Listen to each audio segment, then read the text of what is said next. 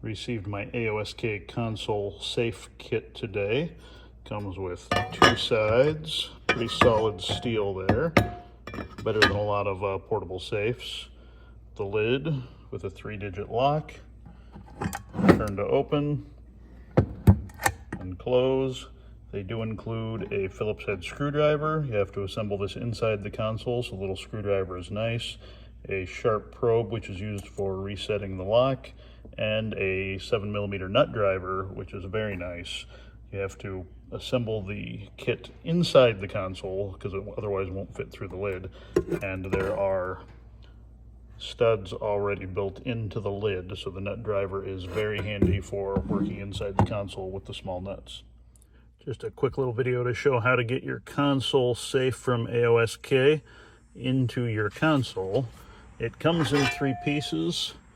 You've got these side parts here that fit in, and then the lid fits on top of it, but it's a very well-made, tight fit, not going anywhere once it's in, so you got to kind of piece it together inside the console already. So I'm going to lay the 3 pieces in there and then work the lid in from the top. Once you get that on there, you can open this up and then reach inside and set your other sidewall in place. Kind of hard to do this one-handed, but I'm trying for you. Once that is in place, then you can go through and put the bolts on from underneath. It's a 7mm socket if you need it.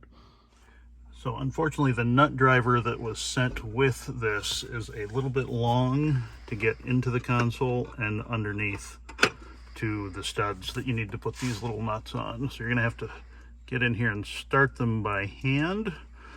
And then I'm using a 7mm socket on a 3-inch extension to reach up in and tighten them down the rest of the way. Just a regular 7mm wrench fits in quite nicely to tighten all of these down. I wish I had a 7mm ratcheting wrench, or that my ratchet would fit inside here, but it will not. So 7mm wrench for that. And another feature to point out, they did leave a hole in the side here for your charging cables if you're using the 12-volt socket in here for charging anything. So once you've got the nuts on the undersides of the studs here, here, here, and here, tightened down, now it's time to use the small screws and the screwdriver to attach it to the inside of the console. Unfortunately, they did not include self-tapping screws, but these can be forced in. I don't have a drill of a size that I could ever get inside this console. You could try to mark your holes, take the whole console back out if you didn't tighten the nuts down to start with, take the console back out and then try to drill your marks, but I don't own a drill that will fit in there.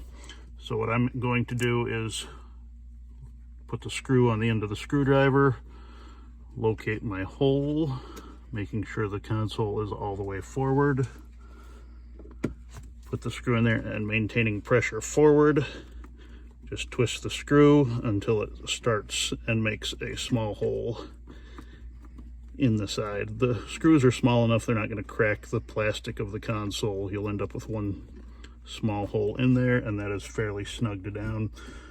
So even with only 2 of the 4 screws in place, I have a fairly nice console safe with a 3-digit code that disappears.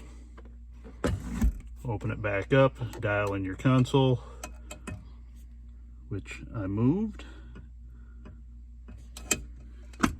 and you've got a fairly good, reasonably solid metal console in there. I still don't have these back screws in, but it will be more secure. Certainly much better than just leaving something lay around in here or having it with a bicycle cable attached to the seat post, as a lot of the other people have been using for a safe in here while we still search for this. Not a bad solution at all. I'm glad I bought it.